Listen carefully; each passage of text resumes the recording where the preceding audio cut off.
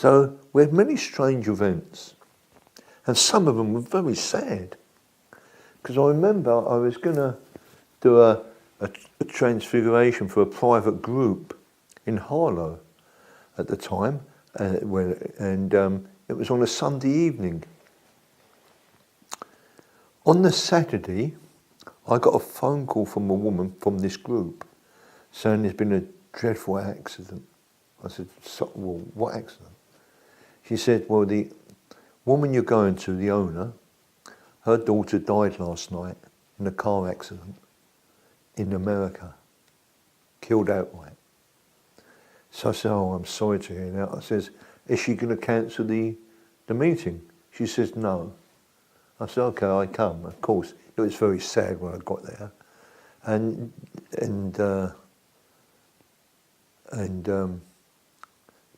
there's a number of people. And I started to get into the transfiguration.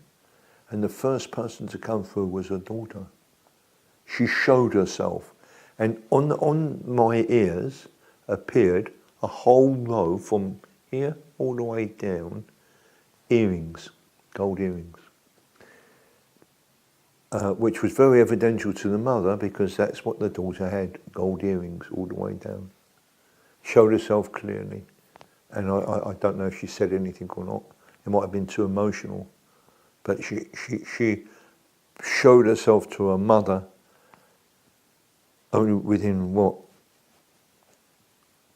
24 hours, if that, to say that she was still alive.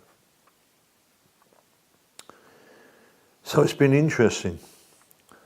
But my life's been fraught with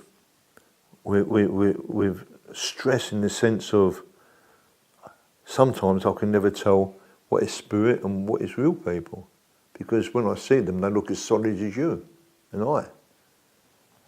Have I fear? No. Not now, I don't. In the early stages I did. I remember one of my first experiences with a ghost. I was working in Hatton Garden at the time as a carpenter and joiner. And I was only in my early 20s. And I was sent to, I think it was some place in the West End, where there was a big Victorian house been made into a library, a very special type of library for economics. And they wanted some work done in there. So I went there to build shelves and that. And the caretakers said to me, look, do you want some extra work? Would you come in Saturday? We need stuff moved from the cellar, from where we are, kitchen, upstairs. I said, yeah, of course I will.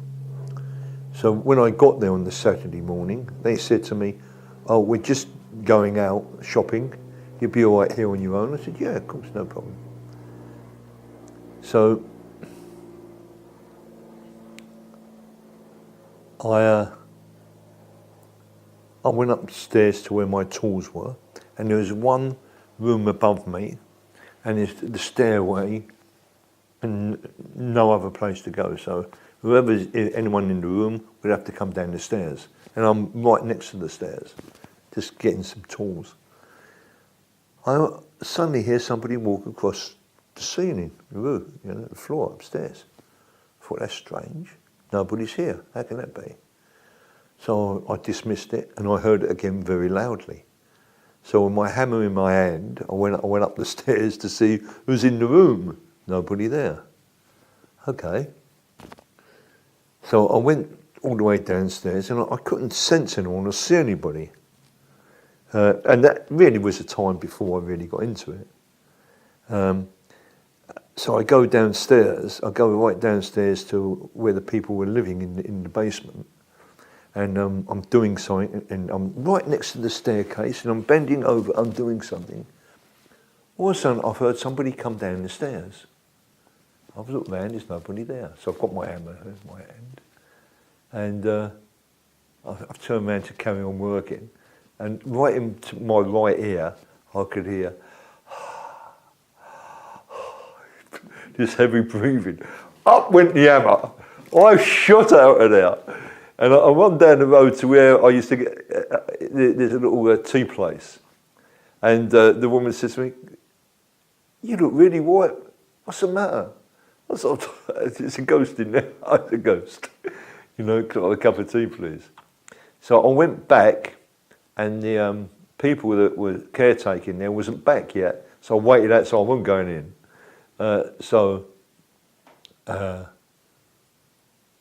When they come, I explain what went on, and obviously they never had any problems because they were Irish, and then the man kept saying, "Oh my Jesus, oh my Jesus, oh my Jesus." So I went back in there with them and it was okay. So I've had one or two interesting experiences. Of course, these are very light experiences. I didn't get into the more heavier stuff with demons and that until my later life. And of course I wouldn't have been able to cope with them. But now I do some interesting work. Especially, I got a book out on a cave event, which I did. And unknown to me, something was going on in this cave that was really nasty. And what was interesting, it was all filmed as I was there. And what you can see and what we have is amazing. And I wrote a book about it at the cave event. I think it's called the cave event, which is on sale, of course. We have a few books on sale. The money that we get from the sale of these books goes to the free cafe we have in Chelmsford for the homeless. We have to keep it going somehow, and it's very, very expensive. We don't really get any help from the government. So it's really hard to keep it going. But we've done it for 6 years now there, and we see about 80 people a day. And it's going to get much worse now the winter's coming. So I've had really interesting experiences, were good and bad. Some of it freaks me out. Of course it does, I'm human like you are. But I've learned to cope with it. I mean, I've done this over 50 years now. I've been involved with it really. Healing 40 odd years, 45, 48 years. I've seen everything. I've seen every kind of person you can imagine. I've seen from kings, princes. I've seen bank managers, judges, police, doctors. I've seen dustmen. I've seen every kind, mafia. I've seen every kind of person you can imagine. And it's been a really interesting ride. Yeah, really interesting. But we have to wake up. We really have to wake up to what's going on. You know, we're so involved in ourselves and our family. And I talked to you about this before, about being in a box. And we shut the door. And then we feel safe in our own home. Everything is outside. But you can't shut reality out. It's still going on. Man's inhumanity to man is growing ever larger. We have to wake up. You know, love is a very important energy. So is truth. Without truth, there is no energy of love. Truth pervades everywhere, all times.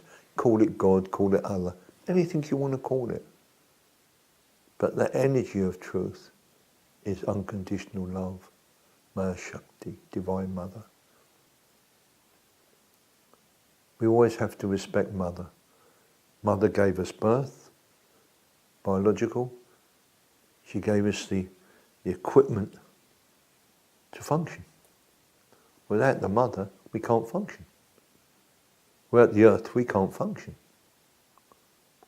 We're not incorporeal at the moment. We still have a body.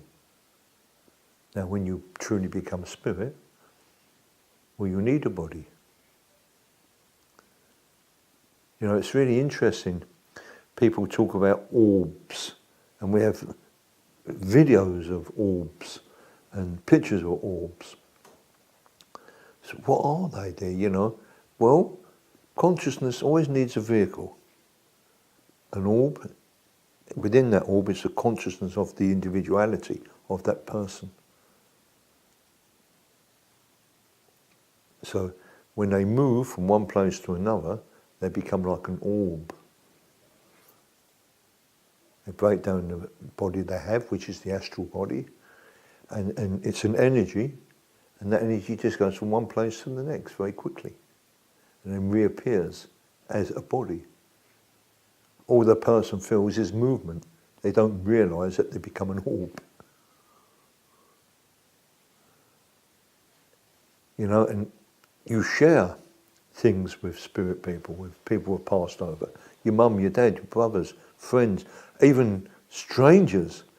You know, people who have lived in your house before you have lived there, who have died there. Like this house. When I got here, there was 2 or 3 spirit people here. And they still live here. But they don't interfere with me and I don't interfere with them. In the early days, there was some interference. We were getting knocks and walking across the ceiling, you know, the floor upstairs. No, but I mean, I've been here on my own when I've clearly heard people walking across the room upstairs. You can't mistake it, because when you're in my lounge, it's a low ceiling, it's an old place, and you can hear it. Not creaking, but you can actually hear the feet going. And we've had children. A child would play here, and he would wake me up, and my partner, wake us up in the middle of the night, playing in the bathroom with a swing bin and that, banging it and tapping it and lifting it up and down. So after a little talk with these people and that, and coming to, look, you know, I appreciate you being here, it's no problem for me, but you know, we're here now, please let us share it together. I love the house, you love the house, you know, and this is it. It's about coming to a compromise. You know, spirit people are all around you. They're everywhere, just at a different vibration, so you don't see them. And it comes back to, look, if you go into your home, go into anyone's home, you can see if the home is loved. You can sense it, you can feel it. There's a warmth of this love. It has a wonderful feeling. Or if it's not loved, it's cold, dark. Just think of the people that still live in that home as spirit. And you come into that home and you say, I hate this place, I hate it, I hate it. They're going to react to that. It's their home, they loved it. So make friends with your home. I love my home. I tell her every day, thank you for allowing me to be here. Thank you. Thank you for your protection of warmth and strength. You know, I speak for my house every day and every night to thank her for allowing me to be here. I speak to you know, everything. Everything's alive. If you take our rose garden out there, look at it. It's like a midsummer's rose garden, not nearly November's rose garden. People say, how do these grow like that? Because they're loved. Love is a tremendous energy of healing, of strength, of life. And the first love should be to ourselves. We should love ourselves. Very difficult, isn't it? You know, people are saying, why can't I love myself? Well, it's about conscience, isn't it? We know what we've done. So the first forgiveness should be to ourselves. We should forgive ourselves. Yeah. It's very difficult. I always talk to you about this and I always say, look, if I ask you, do you love God? You're going to say, yes, of course, you love God. And then I say, well, do you love yourself? And most people go, not so much. Well, see what a paradox there is. How can you say you love God and hate yourself? The self is God. The self is God. Of course, your question there is, well, what is God? Again, we talk about what is God. Well, I think Jesus really had it in a nutshell. When you understand his words, wow, life becomes so much interesting. His words purported to be, ye are gods. Greater things than this will you do. He was talking to you, he's talking to me. I'm not talking about Christianity. Remember, Jesus wasn't a Christian, he was a Jew. Matter of fact, he was a Buddhist. If you look at his work and how he functioned, what he did, he was a Buddhist. In truth, he was your first communist. He got chased out of India. He got chased out of many places. He was trying to convert people to communism, which is great. But we know communism doesn't work. Not the communism that is lived and taught today.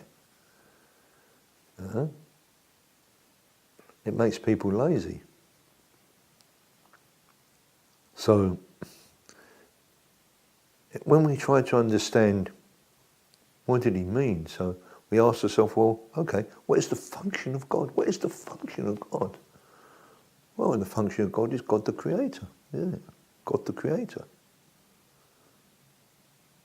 So when you have a partner and you have children, who do they look like? I've said this to you before. Who do they look like? You? Your wife? The milkman? See, they're made in the image of God. They're made in the image of God. So we have the image. So, if that's the image, the function of God is God the Creator. So just not thought, word and deed. Father, Son and Holy Ghost. So then we have to be careful of our thoughts. Because if we are creators, we're creating our reality. You are giving yourself the present every moment of every day. You are creating. You're creating everything now. Be careful as you think. You just might get what you ask for. So yeah, be careful. Stop disempowering yourself and empowering yourself. Empower. Don't just say, I want love. Say, I am love. Love yourself first. Until you learn to love yourself, how can you love anyone else? How can you know what the depth of love is until you love the inner self here?